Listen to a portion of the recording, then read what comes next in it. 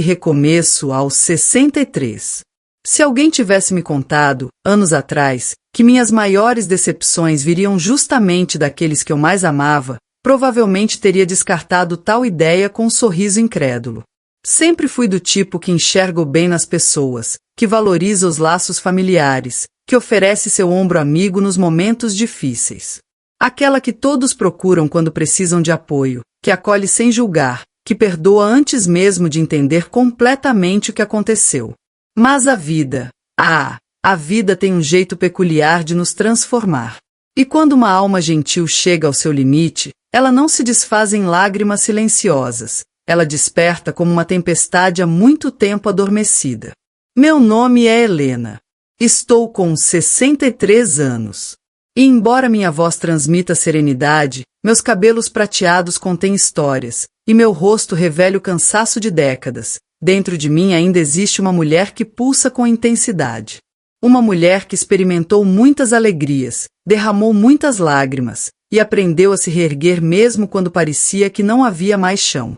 Compartilhei 35 anos da minha vida com Antônio, um homem que conhecia ainda na juventude. Casamos cedo, talvez sem compreender completamente o compromisso que estávamos assumindo, mas com a certeza de que o amor seria suficiente, e por muito tempo, foi. Fomos abençoados com 2 filhos maravilhosos. Construímos nossa casa com muito sacrifício. Enfrentamos dificuldades financeiras, noites de preocupação, mas seguimos em frente. Pelo menos, era nisso que eu acreditava. Sempre presente em nossa jornada esteve Teresa, minha amiga mais próxima desde os 9 anos de idade. Teresa era como uma extensão da minha família, quase uma irmã. Compartilhamos as aventuras da infância, os segredos da adolescência, os sonhos da juventude. Ela foi minha madrinha de casamento, a primeira a visitar meus filhos recém-nascidos, e até ajudou a escolher o nome da minha filha mais nova. Confiava nela completamente, sem reservas. Teresa era o tipo de amiga que chegava em casa, abria a geladeira sem pedir licença, e reclamava que o café estava fraco demais. E eu adorava isso, pois interpretava como um sinal de proximidade, de familiaridade genuína. Ela não era apenas uma amiga, era parte essencial do meu mundo. Mas como dizem por aí, nem todas as ameaças se anunciam claramente. Algumas se apresentam com sorrisos calorosos, perfume sofisticado e palavras doces. Os primeiros sinais surgiram de forma sutil. Pequenas mudanças, quase imperceptíveis. Antônio, que sempre foi um homem discreto, começou a reagir de forma exagerada às piadas de Teresa. E ela, que nunca se preocupou muito com aparências, passou a se apresentar impecavelmente arrumada quando vinha nos visitar. Cabelo sempre perfeito, batom vermelho marcante, perfume que permanecia no ambiente mesmo depois de sua partida. Nossa, Teresa, parece que você está indo para uma festa, comentei certa vez, tentando soar descontraída. Amiga, precisamos nos cuidar, não é mesmo? Nunca se sabe quando podemos encontrar alguém interessante, ela respondeu com uma risada. Antônio riu junto. Naquele momento, não dei importância, mas algo no olhar dele me causou um desconforto inexplicável. Não era admiração, era algo mais intenso, mais íntimo. Preferi ignorar. Era mais fácil acreditar que estava imaginando coisas do que aceitar a possibilidade de que aquele homem, o mesmo com quem construí uma família, pudesse estar olhando para outra mulher daquela forma. Especialmente sendo ela Teresa, minha confidente de tantos anos. Aquela pequena semente de dúvida, entretanto, começou a germinar. Com o passar do tempo, tornou-se impossível não perceber as mudanças. Teresa passou a frequentar nossa casa com mais assiduidade. Às vezes sem avisar. Às vezes quando eu não estava presente. Em uma ocasião, retornei do supermercado mais cedo que o previsto e encontrei os 2 na sala, tomando café e conversando animadamente. A conversa cessou abruptamente quando cruzei a porta. Chegou cedo hoje, Helena, comentou Antônio, com visível nervosismo. Não sabia que Teresa viria hoje, respondi, observando-os atentamente. Ah, só passei para deixar aquele livro que você me pediu, justificou ela, levantando-se apressadamente. Livro? Que livro? Fingi acreditar, mas minha mente começou a conectar os pontos. A partir daquele dia, tudo que antes passava despercebido tornou-se evidente. Os encontros coincidentes, as tardes em que ela desaparecia e não atendia minhas ligações, os aniversários em que ele esquecia meu presente. Mas Teresa aparecia com uma joia nova dias depois, alegando ser presente de uma prima. O mais doloroso? Eu continuava questionando minhas próprias percepções. Quando a deslealdade vem de pessoas tão próximas, demoramos a acreditar no que nossos instintos nos dizem. Foi assim que comecei a juntar as peças do quebra-cabeça lentamente, cada detalhe corroendo minha paz interior. Depois daquele encontro na sala, algo dentro de mim acendeu um alerta que não me deixava mais descansar. Aquela sensação de que algo está errado, mas preferimos negar, tornou-se constante. Mesmo tentando manter as aparências, o incômodo crescia. Comecei a observar como Antônio reagia às minhas perguntas mais simples. Vai sair novamente hoje? Por que tantas perguntas? Está me tratando como criança agora? Bastava mencionar o nome de Teresa para que ele mudasse de assunto, uma coincidência frequente demais para ser acidental. Teresa também modificou sua postura comigo. Passou a me tratar com uma doçura exagerada que antes não existia. Era sempre minha querida para cá, minha amiga do coração para lá. Os abraços tornaram-se mais longos, os elogios mais frequentes. Trazia quitutes feitos especialmente para mim e eu aceitava tudo com um nó na garganta. A pior parte da desconfiança é a dúvida persistente que nos consome lentamente, como um inseto que corrói madeira antiga. Destrói nossa confiança, nosso sono, nossa tranquilidade, pior de tudo, nos faz acreditar que o problema está em nós mesmos. Passei noites em claro, analisando cada detalhe, questionando onde havia errado, o que poderia ter feito diferente, em que momento perdi a conexão com meu marido. Culpei-me, diminuí-me.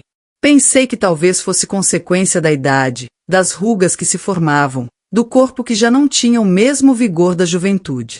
Que talvez ele estivesse apenas buscando fora o que acreditava não encontrar mais em mim. Mas no fundo, sabia que não era isso. Era algo mais profundo, mais doloroso. Era a covardia de duas pessoas que diziam me amar. A confirmação de minhas suspeitas veio em uma manhã comum. Organizava o armário do quarto, como fazia mensalmente, quando encontrei uma pequena caixa escondida no fundo da gaveta dele. Dentro, um par de brincos delicados, dourados, com pedras vermelhas. Acompanhava um bilhete dobrado, com caligrafia que reconheci imediatamente, para que se lembre de mim nos momentos mais silenciosos. Ti. Meu sangue gelou. T. Teresa. Permaneci imóvel, o bilhete tremendo em minhas mãos. O mundo parecia girar em câmera lenta. Senti meu estômago contrair, uma náusea repentina. Sentei-me na beira da cama, em silêncio completo. Curiosamente, não chorei. Apenas respirei profundamente. E pela primeira vez em muitos anos, permiti que a indignação tomasse conta de mim. Porque naquele momento, tive certeza absoluta. Não eram apenas impressões exageradas ou ciúmes infundados. Era realidade. Eu estava sendo enganada pelas duas pessoas em quem mais confiava. Levantei-me calmamente, dobrei o bilhete com cuidado e o coloquei de volta, exatamente como estava. Sabia que ainda não era a hora de confrontá-los. Precisava de mais informações, precisava compreender a extensão daquela traição, até onde haviam ido para me enganar. A partir daquele dia, transformei-me. Passei a observar atentamente cada movimento, cada palavra trocada. Quando Teresa nos visitava, registrava mentalmente quanto tempo permanecia, como se comportava quando Antônio estava presente. Comecei a notar pequenos detalhes antes imperceptíveis, um botão faltando na camisa dele, um lenço meu que reapareceu misteriosamente na bolsa dela. Era como montar um quebra-cabeça doloroso. Meu filho mais novo chegou a comentar: "Mãe, está tudo bem? Você anda tão quieta ultimamente." "Só estou um pouco cansada, filho," nada mais. Mas por dentro, fervia de indignação. Uma indignação tão intensa que às vezes me impedia de dormir adequadamente. Foi então que comecei a elaborar um plano. Não sou do tipo que reage impulsivamente ao primeiro sinal de problema. Sou paciente, observadora, estratégica. E foi exatamente isso que fiz. Comecei a planejar minha resposta. Não seria uma confrontação dramática, com gritos e acusações. Queria algo mais sutil, mais profundo, que os fizesse sentir verdadeiramente o impacto de suas ações. Queria que experimentassem o mesmo sentimento de traição que eu carregava. Para isso, precisava continuar fingindo que não sabia de nada, que tudo estava perfeitamente normal. Fingia ser a mesma Helena de sempre, mas aquela mulher já não existia mais. Em seu lugar, nascia outra, mais forte, talvez mais amargurada, certamente mais determinada. É impressionante como aprendemos a mascarar nossa dor quando necessário. Eu, que sempre fui transparente, que chorava facilmente, que expressava meus sentimentos sem reservas, aprendi a usar uma máscara com a naturalidade de quem nasceu com ela. Continuava tratando-os com a mesma cordialidade de antes, mas internamente cada sorriso representava um esforço consciente, calculado, ensaiado. E quanto mais fingia, mais clareza obtinha, pois quando paramos de falar, começamos a ouvir com mais atenção. Foi ouvindo atentamente que reuni as provas que faltavam. Descobri, por exemplo, que Teresa andava comentando com vizinhos que estava conhecendo alguém especial. Quando questionavam quem seria, ela sorria misteriosamente, dizia que era algo sério, mas que não podia revelar detalhes ainda. Para qualquer observador, poderia parecer apenas um comentário inocente. Mas para mim, que a conhecia profundamente, era praticamente uma confissão. Comecei a manter um pequeno caderno escondido no fundo da gaveta de meias. Nele, anotava datas, horários, frases, tudo o que parecia suspeito. Mantive esse registro por semanas, talvez meses. E quanto mais escrevia, mais percebia que não se tratava apenas de encontros ocasionais. Eles estavam vivendo um relacionamento às minhas costas, dentro da minha própria rotina. E o mais cruel era o cinismo. Teresa continuava frequentando nossa casa, ajudava com as tarefas domésticas, trazia pães frescos, elogiava minha comida e, quando eu não estava por perto, deixava bilhetes escondidos nos bolsos de Antônio. Certa vez, encontrei um dentro da manga do paletó dele, com aquela caligrafia inconfundível. Mal posso esperar para tê-lo só para mim. Quase passei mal, mas dobrei o papel cuidadosamente como se fosse uma simples lista de compras. Curiosamente, Teresa sempre foi excelente na cozinha, especialmente ao preparar bolo de cenoura. Antônio, ao provar, sempre comentava que o dela tinha um toque especial, diferente do meu. A textura do dela é diferente, ele dizia, sem perceber a ironia da frase.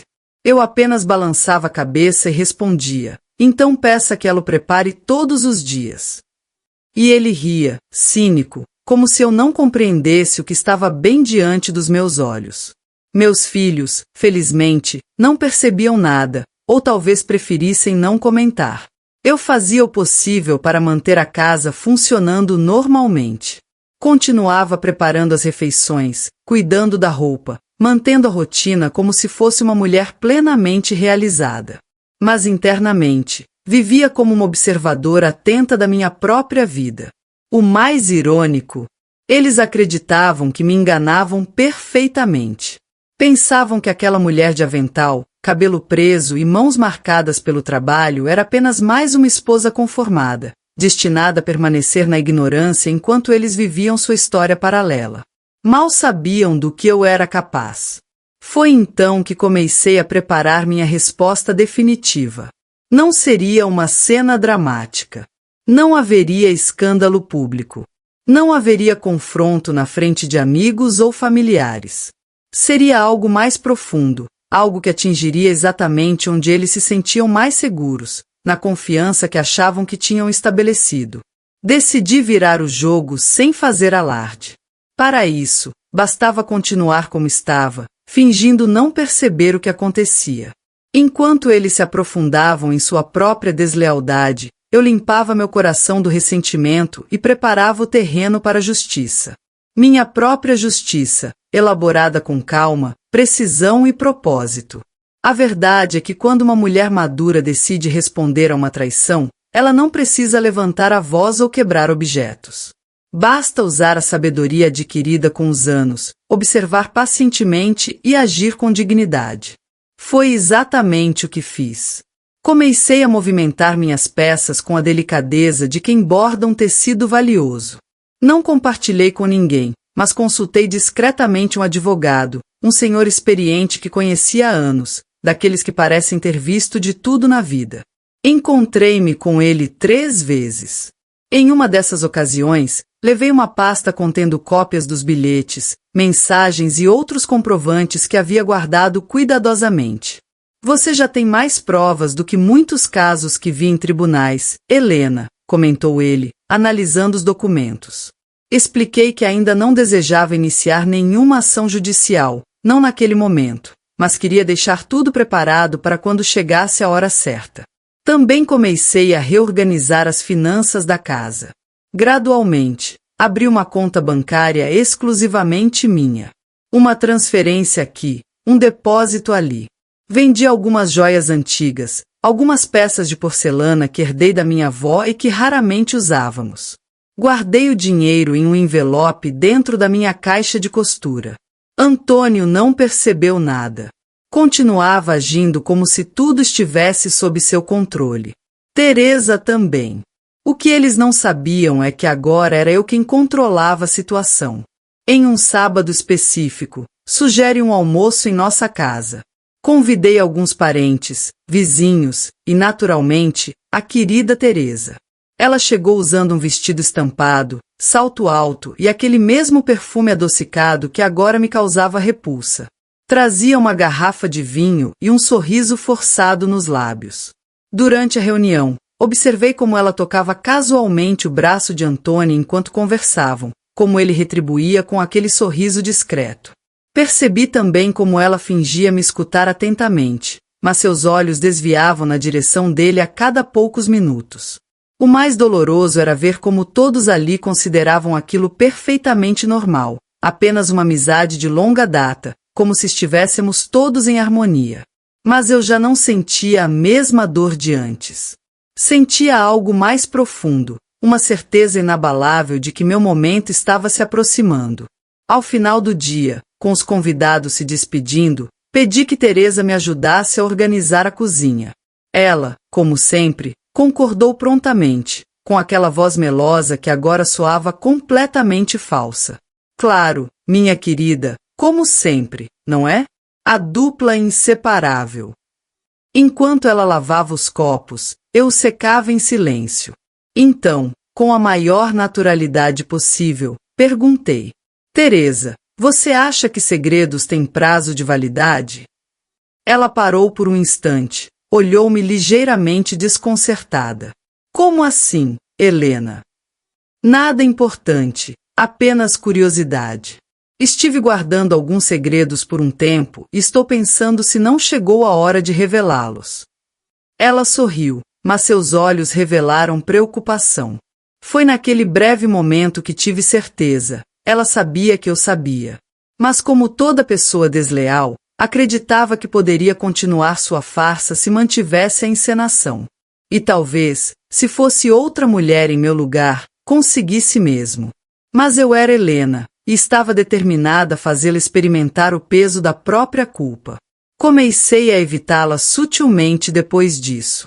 Não respondia suas mensagens com a mesma frequência.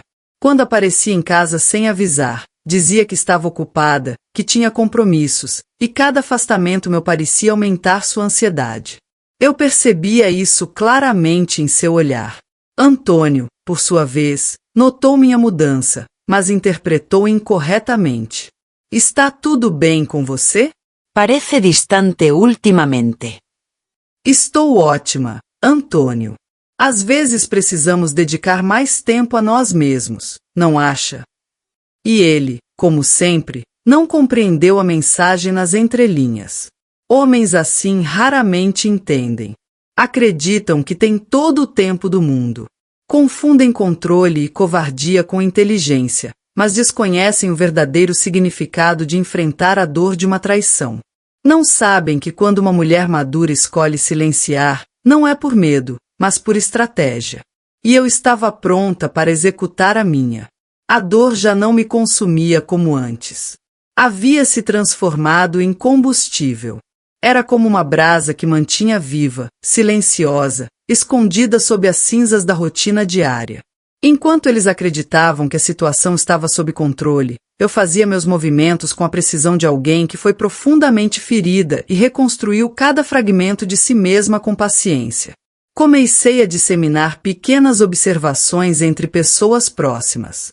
Falava levemente, em tom confidencial, mas com palavras cuidadosamente escolhidas. Teresa tem vindo bastante aqui em casa ultimamente, não é? Comentava com uma vizinha. Antônio anda tão distraído nos últimos tempos. Mencionava para uma prima. Não precisava fazer acusações diretas. Bastava plantar a semente da dúvida. A dúvida, minha cara, é uma ferramenta poderosa. Não explode como uma bomba, mas se infiltra silenciosamente até dominar completamente o ambiente. Enquanto isso, mantinha minha encenação. Beijava Antônio no rosto quando saía para trabalhar. Tudo perfeitamente normal na superfície. Foi nessa época que comecei a cuidar de mim de uma forma diferente. Não para impressioná-lo, mas para meu próprio bem-estar. Retomei as caminhadas matinais no parque. Passei a frequentar o salão de beleza mensalmente. Comprei algumas roupas novas, mesmo que simples. Um batom em tom terroso, um perfume suave. Cada pequeno cuidado era um lembrete de que eu ainda existia, ainda era uma mulher completa, ainda tinha vida própria. Antônio percebeu essas mudanças, começou a me observar com mais atenção. Talvez pensasse que eu estava tentando reconquistá-lo. Homens costumam acreditar que tudo gira ao redor deles. Mal sabia ele que tudo o que eu fazia representava meu reencontro comigo mesma. Foi em um domingo específico que decidi começar a derrubar as peças do dominó. Convidei toda a família para um almoço em nossa casa. Meus filhos, noras, netos e, naturalmente, Teresa. Antônio não sabia, mas aquele seria um dia decisivo. Preparei tudo com esmero. Mesa impecavelmente arrumada, frango perfeitamente assado, arroz no ponto ideal, farofa especial, até mesmo aquele bolo de fubá que ele sempre apreciou. Com todos à mesa, conversando animadamente, pedi a palavra para fazer um brinde. Gostaria de propor um brinde, anunciei, aos laços que nos unem e à confiança que compartilhamos. Todos ergueram suas taças, ligeiramente confusos com meu tom solene, mas acompanharam o gesto. Então, com um sorriso sereno, coloquei sobre a mesa uma pequena caixa. Dentro dela estavam todos os bilhetes, todas as anotações, todas as provas que havia coletado da traição dos dois. Acho que chegou o momento de abrir esta caixa, não acham? O silêncio tomou conta do ambiente. Teresa empalideceu visivelmente. Antônio congelou com a taça ainda erguida. Meus filhos trocaram olhares confusos. Isto, continuei sem elevar a voz, é o retrato do que vocês fizeram. De tudo que presenciei, li, senti. Da confiança descartada, da amizade traída, do casamento desrespeitado. Teresa tentou balbuciar alguma justificativa. Não permiti.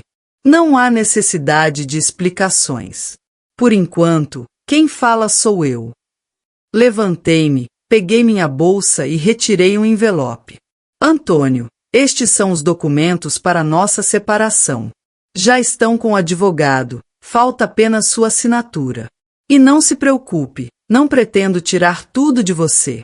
Apenas o suficiente para que você se lembre, todos os meses, que a deslealdade tem seu preço. Ele permaneceu imóvel. Teresa retirou-se rapidamente, como uma sombra que desaparece ao primeiro raio de sol. Não derramei uma única lágrima. Meus filhos me abraçaram e, naquele abraço, senti o alívio de 35 anos de dedicação injustamente retribuída finalmente sendo liberados. Mas minha resposta ainda não estava completa, porque não desejava apenas expor a verdade, queria deixar uma marca permanente. E essas marcas seriam feitas nos dias seguintes. Após aquele almoço, o clima em casa transformou-se completamente. Antônio ainda tentou manter sua postura de dignidade. Durante alguns dias, vagou pela casa como um animal desorientado, abrindo a geladeira sem fome, sentando-se e levantando-se como se procurasse um lugar onde pudesse esconder sua vergonha. Mas não havia mais esconderijo possível. Sua vergonha agora era um espelho que eu posicionava estrategicamente diante dele a todo momento. Teresa desapareceu completamente. Não enviou mensagens, não telefonou, não tentou me contatar. Sumiu, talvez por medo, talvez por vergonha, ou talvez porque tenha descoberto da pior maneira possível que quando uma mulher traída se ergue com dignidade, não há amante que suporte o peso de suas próprias escolhas.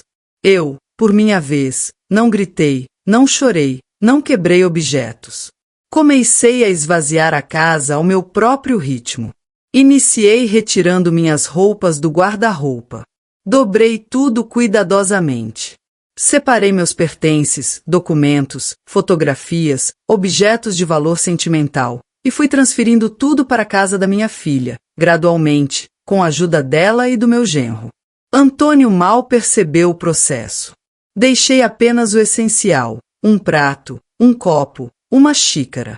Quando questionou, fiz questão de responder com absoluta serenidade. Estou fazendo uma limpeza, removendo o que não me serve mais. E sorri.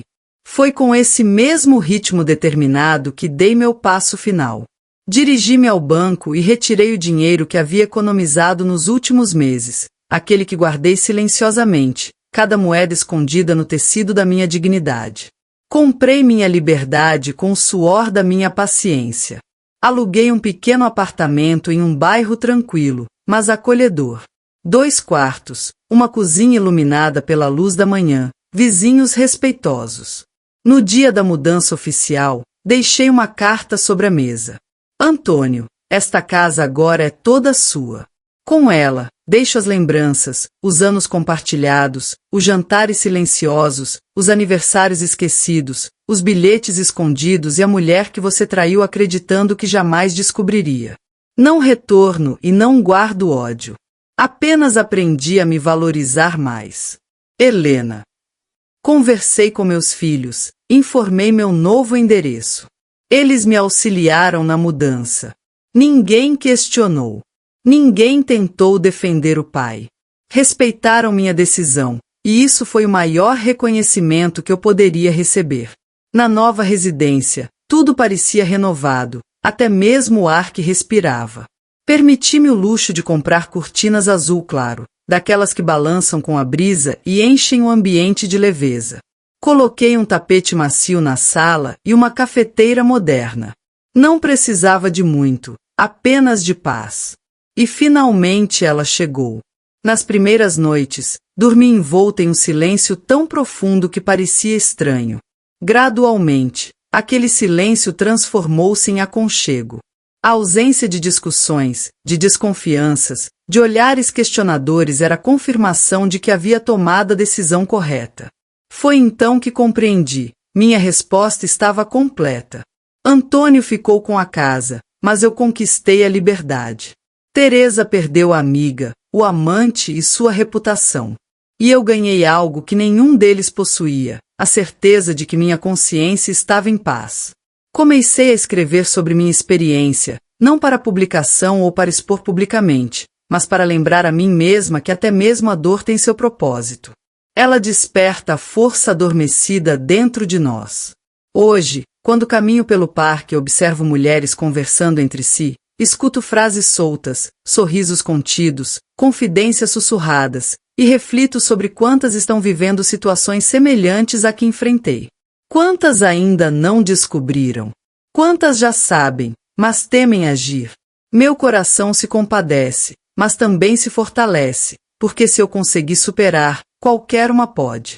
Não existe satisfação maior do que saber que você se reergueu, sem perder sua dignidade, sem descer ao nível daqueles que a feriram, e com o sorriso sereno de quem compreendeu que agora ninguém mais interfere em sua vida sem permissão. Inicialmente, o silêncio do novo lar parecia opressor. A ausência dos sons familiares, da rotina compartilhada, das vozes conhecidas, criava uma sensação de vazio. Mas depois de tantos anos sufocando meus sentimentos, aquele silêncio passou a me acolher como um velho amigo. Comecei a despertar cedo, não por obrigação, mas porque o sol invadia gentilmente meu quarto. Preparava meu café calmamente, com o aroma de pão tostado preenchendo a cozinha, e sentava-me na varanda com uma manta sobre as pernas. Foi nesse ritual simples que reencontrei algo que há anos não experimentava: paz de espírito. Retomei a leitura de livros guardados por décadas. Transformei o caderno que antes registrava traições em um diário de renovação. Agora, em vez de documentar mágoas, escrevia sobre liberdade. Relatava como era gratificante andar descalça sem receio de julgamentos, ouvir música em volume alto na cozinha, cantar sem que alguém me criticasse. Descrevia como era libertador deitar-me sabendo que não havia mentiras ao meu lado, como era leve viver com autenticidade. Não demorou muito para que meu novo lar se transformasse em refúgio. Minha filha visitava-me frequentemente com os netos. Meu filho passava por lá após o trabalho apenas para tomar um café e verificar meu bem-estar.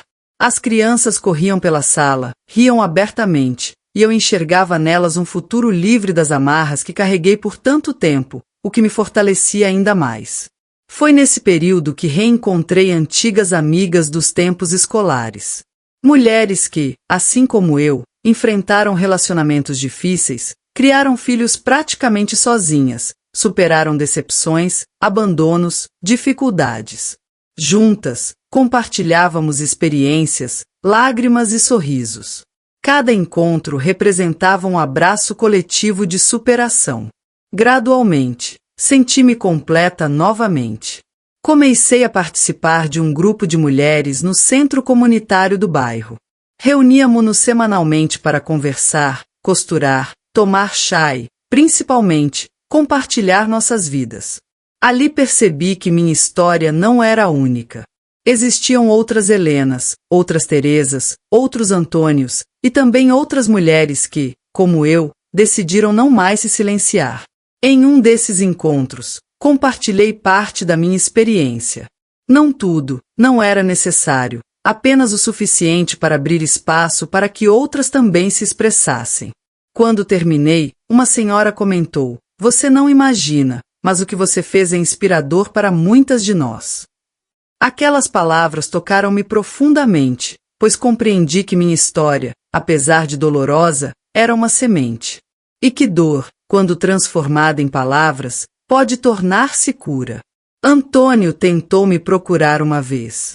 Enviou uma mensagem através do nosso filho, dizendo que desejava conversar, que estava arrependido, que estava disposto a fazer qualquer coisa para reconciliar. Não respondi, não por orgulho, mas porque havia compreendido algo fundamental: quem trai não merece o conforto de explicações. Nunca mais vi Teresa. Soube que passou por momentos difíceis, enfrentou problemas profissionais, afastamento familiar. Perguntaram-me se queria saber mais detalhes. Não, o que ela faz atualmente não me interessa. O que me importa é o que faço da minha própria vida. E isso representou um divisor de águas.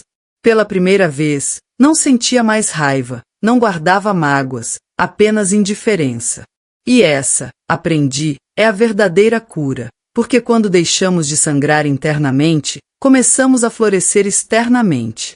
Com o tempo, percebi que a vida tem uma maneira curiosa de se renovar quando paramos de insistir no que já terminou. E eu havia encerrado definitivamente aquela fase. Agora, cada manhã representava uma oportunidade de fazer diferente, de fazer melhor, de fazer por mim mesma. Passei a cuidar da casa com prazer, não mais por obrigação. Reorganizei os móveis, pintei as paredes com cores claras, comprava flores semanalmente, girassóis, margaridas, flores silvestres. E percebi que nunca havia feito isso antes. Nunca me permiti viver com leveza, com beleza, com cuidados direcionados exclusivamente a mim. As noites também se tornaram mais tranquilas. Acendia um incenso, colocava música instrumental baixinha e lia até adormecer. Não havia ninguém reclamando do aroma, nem protestando contra o som. Não havia mais tensão escondida nos cantos da casa, apenas serenidade. E a serenidade, quando chega após a tempestade, é quase sagrada. As mulheres do grupo comunitário passaram a me chamar carinhosamente de Helena Conselheira. Riam dizendo que eu tinha o dom de falar verdade sem ofender, de orientar com delicadeza. Eu sorria, mas internamente sentia orgulho, porque sabia que aquilo era resultado da jornada que percorre, da dor transformada em aprendizado, da decepção convertida em sabedoria. Uma jovem chamada Márcia procurou-me após uma reunião. Dona Helena, posso pedir algo? Perguntou timidamente. Claro, querida. Me ensine a ter sua força. Respirei profundamente antes de responder. Força não se ensina, se descobre. Quando tudo ao nosso redor desmorona e a única opção é seguir em frente, ela surge naturalmente. E quando aparece, ninguém mais a retira de nós. Ela chorou, eu a abracei. Naquele momento simples, compreendi que minha história, por mais dolorosa que tenha sido, estava servindo de amparo para outras mulheres. Era como se cada fragmento de mim, que um dia foi estilhaçado, agora funcionasse como ponte para que outras atravessassem seus próprios abismos. Meu neto mais velho, já compreendendo as complexidades da vida, perguntou-me certo dia: vovó, ainda pensa no vovô? Parei por um instante, não por desconhecer a resposta, mas para escolher as palavras adequadas. Penso sim, mas não com amor, nem com ressentimento. Penso como quem recorda um livro que já leu, já compreendeu, já superou, mas que nunca mais deseja reler. Ele sorriu e comentou: que bom que a senhora encontrou uma nova história para viver. E era verdade. Não encontrei outro companheiro, nem precisei. A nova história que comecei a viver era comigo mesma. E pela primeira vez, isso era mais que suficiente. Retomei atividades abandonadas, a costura, a escrita, o canto na cozinha, hábitos que cultivava na juventude, quando ainda acreditava no amor incondicional. Agora, porém, não cantava para agradar alguém.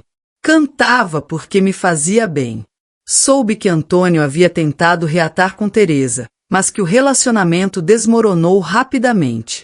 Que andava solitário, fechado, silencioso. Não celebrei, mas também não senti compaixão, porque cada um colhe exatamente o que planta. Ele semeou mentiras, traição, desrespeito. O que restou para ele foi o vazio, o que conquistei foi a liberdade. A maior decepção da minha vida, curiosamente, reconduziu-me a mim mesma. E por mais contraditório que pareça, sou grata por isso. Não a Antônio, não a Teresa, mas a oportunidade de renascer após a queda. Antes, eu vivia como quem segue um roteiro pré-determinado. Família, filhos, marido, casa, supermercado, roupas estendidas no varal, almoço de domingo.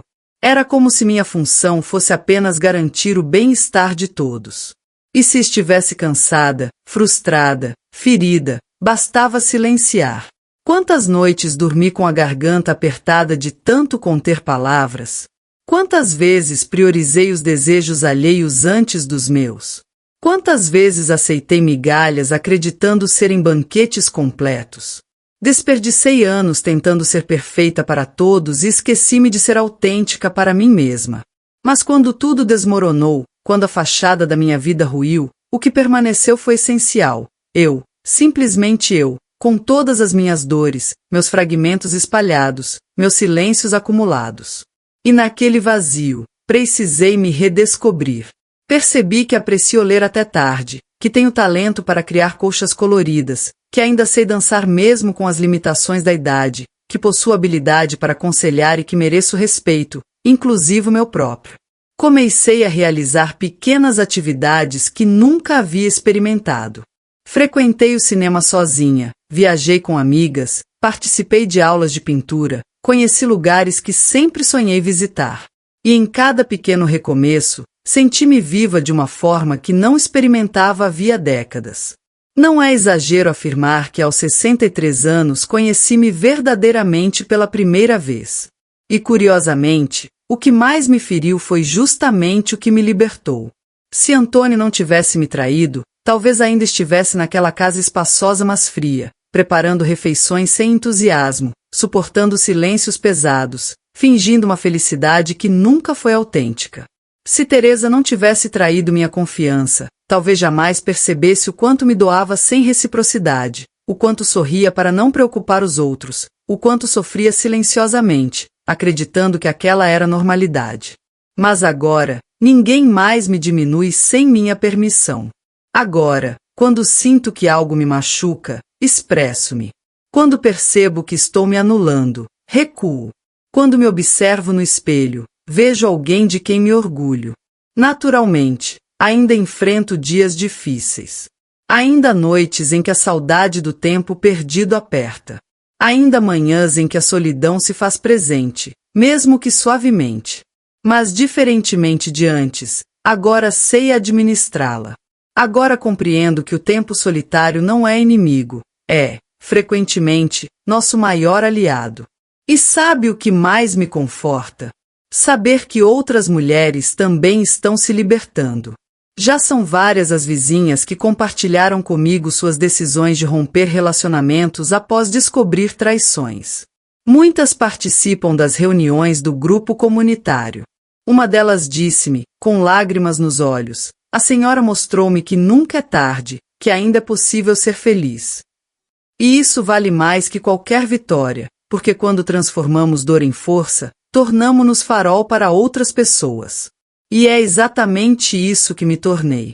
Hoje minha casa é ponto de encontro para amigas que precisam desabafar. É refúgio para netas que estão iniciando suas jornadas e temem repetir histórias passadas. É espaço de afeto, de orientação, de risos sinceros. É lar, meu lar, construído por mim, à minha maneira, com minha própria história. Não possuo luxos, não tenho companheiro, não tenho fama, mas tenho paz. E ela vale mais que qualquer presente que Antônio possa ter dado a Teresa, mais que qualquer ilusão que tenham construído juntos. Porque a verdade tem um peso que nenhuma mentira sustenta eternamente. E foi nela que me apoiei para reconstruir minha existência. O tempo tem sido meu aliado. Ele não apaga cicatrizes, mas ensina a conviver com elas sem que deem dor constantemente. E mais que isso, revela gradualmente como aquela mulher submissa, silenciada, sufocada, cedeu lugar a uma mulher que agora escolhe. Escolhe onde pisa, com quem convive, o que aceita. Hoje escolho tudo. Escolho com quem compartilho minha mesa. Escolho para quem dedico meu tempo. Compreendi que o amor que oferecemos tem valor e nem todos merecem recebê-lo. Demorei décadas para perceber isso, mas nunca é tarde demais. Esta é a maior lição de tudo que vivenciei. A sociedade tenta nos convencer de que após os 60 anos já não há muito a viver. Que a mulher se torna avó, torna-se sombra, torna-se coadjuvante na própria narrativa. Mas isso é falso. A vida após os 60 pode ser extraordinária. Para muitas de nós, é quando realmente começa. Aprendi a dizer não sem culpa, a sair sozinha sem me sentir deslocada, a realizar atividades que nunca experimentei, como sentar-me em um banco da praça e observar as pessoas sem pressa. A valorizar a beleza das coisas simples. Meus filhos respeitam meu espaço, preocupam-se genuinamente com meu bem-estar, olham-me com admiração. E sei que isso não surgiu por acaso, resultou da minha decisão de romper, de recomeçar, de me reconstruir com dignidade. Porque, no final das contas, é isso que deixamos como herança, exemplo. Não bens materiais, não propriedades, não objetos antigos, mas o exemplo do que somos, do que suportamos, do que superamos. Antônio continua residindo na mesma casa, agora sem companhia. Teresa, segundo informações que recebi, retornou à sua cidade natal. Nunca mais apareceu por aqui. Ele vive sozinho, com a culpa como única companheira. Nunca desejei mal a ninguém, mas também nunca desejei estar em seu lugar, porque arrependimento é uma prisão sem grades. E eu, graças a Deus, estou livre. Na última consulta médica, o doutor comentou: Dona Helena, sua saúde está excelente. Apenas cuide desse coração, que é valioso demais. Sorri, pensando que sim, meu coração é precioso. Já foi ferido, traído, subestimado, mas permanece firme, íntegro, pulsando com mais vitalidade que nunca. Se hoje tenho algum orgulho, não é por ter superado uma traição, é por ter me reencontrado no processo. Porque amar-me foi o ato mais corajoso da minha história. Às vezes, reflito sobre como teria sido minha vida se não tivesse descoberto aquela deslealdade, se tivesse permanecido ao lado de um homem que estava comigo apenas por conveniência e de uma amiga que só demonstrava sinceridade quando eu não estava presente. É curioso pensar, mas talvez aquela dor tenha sido minha redenção. Porque hoje, tudo que conquistei não foi riqueza material, nem status social, foi autonomia. Autonomia para decidir, para mudar, para afirmar e, principalmente, para negar. Esse sentimento é um presente que nenhuma aliança poderia me proporcionar. Não existe um único dia em que me arrependa da decisão de partir. Pelo contrário, o único arrependimento que carrego é não ter feito isso antes, não ter confiado em minha intuição desde o início, ter permitido que o medo silenciasse minha voz por tanto tempo. Mas até isso aprendi a perdoar em mim mesma, porque nos cobramos excessivamente e esquecemos que também estamos aprendendo a viver. E viver, querida, não é um caminho retilíneo. É repleto de curvas, obstáculos, tropeços. O fundamental é continuar, mesmo com as pernas trêmulas, mesmo com o coração fragmentado. E se um dia você tropeçar novamente, porque todos tropeçamos, que seja com dignidade. Que seja sabendo que você nunca mais aceitará ser metade de ninguém, nem de companheiro, nem de amiga, nem de nada, porque uma mulher completa não cabe metades. E foi exatamente isso que me tornei. Uma mulher completa, com passado, com feridas, com lembranças. Mas completa. Gradualmente, percebi que meu coração ainda era capaz de pulsar por alegria, que não estava condenado a viver apenas no ritmo da dor e da desconfiança. E essa percepção não veio de um novo amor, de um novo relacionamento, nem de nenhuma história romântica. Veio de mim mesma. Aos 63 anos, descobri que o amor mais profundo é aquele que aprendemos a nutrir por nós mesmos. Passei a percorrer a vida mais lentamente, não por cansaço, mas por sabedoria. Abandonei a necessidade de resultados imediatos, de respostas rápidas, de exigir perfeição. Agora simplesmente sou. Conhece aquela sensação de respirar profundamente e perceber que não há mais peso sobre os ombros? Que não é necessário fingir, agradar ou suportar. É isso que sinto. Uma leveza renovada, um silêncio confortável, uma presença plena. Durante uma dessas caminhadas pelo parque, conheci um senhor chamado Gabriel. Viúvo, tranquilo, falava pouco, mas tinha um olhar bondoso. Começamos a conversar ocasionalmente. Um dia sobre as flores do jardim, outro sobre o clima, outro sobre nossos netos. Nada extraordinário. Mas havia algo naquelas trocas simples que me fazia sorrir genuinamente. Ele nunca fez perguntas invasivas, nunca quis conhecer meu passado, apenas me olhava com gentileza. Certo dia, trouxe café em uma garrafa térmica e ofereceu-me. Aceitei e ali, naquele banco simples do parque, senti que a vida ainda podia me surpreender. Mas observe bem, não estava apaixonada, estava em paz. E foi então que compreendi que talvez o maior amor da maturidade não seja aquele de mãos dadas, mas o de olhares que se compreendem, silêncios que não incomodam, presenças que acolhem sem exigências. Gabriel e eu nos encontramos outras vezes. Embora nunca tenhamos falado em compromisso, sabíamos que algo especial existia entre nós. Respeito. E apenas isso já representava mais do que tive durante anos de casamento. Se permaneceremos juntos por muito tempo, não sei, nem preciso saber. Vivo um dia de cada vez e não necessito de promessas ou compromissos formais. Hoje meu compromisso é comigo mesma e se alguém desejar caminhar ao meu lado, que o faça com sinceridade, porque quem já carregou o peso de uma traição não aceita mais nada que não seja autêntico. E se você que está lendo minha história carrega dores semelhantes, digo-lhe com toda a convicção, não é tarde para mudar, não é tarde para recomeçar, não é tarde para olhar-se no espelho e afirmar, eu mereço mais. Porque você merece, sempre mereceu. E se ninguém lhe disse isso ainda, eu digo agora, como alguém que vivenciou intensamente o que talvez você esteja enfrentando. Você é capaz, você conseguirá, você irá reconstruir sua vida, seus dias, sua autoestima. Transformará sua dor em força, compreenderá que não precisa da aprovação alheia para ser feliz. E quando fizer isso, descobrirá um mundo completamente novo. Um mundo onde você é protagonista, onde ninguém ofusca seu brilho, onde ninguém mais a engana, nem a anula, nem a limita. E nesse mundo, minha querida, a liberdade tem um sabor diferente. Um sabor de recomeço, de dignidade, de paz e, acima de tudo, de amor verdadeiro. Aquele que começa dentro de você mesma. Se esta história tocou seu coração, deixe um comentário compartilhando o que mais lhe marcou. Curta este vídeo, compartilhe com alguém que precise ouvir estas palavras e inscreva-se em nosso canal para acompanhar outras histórias reais e inspiradoras como esta. E se você também tem uma história de vida para compartilhar, escreva para nós.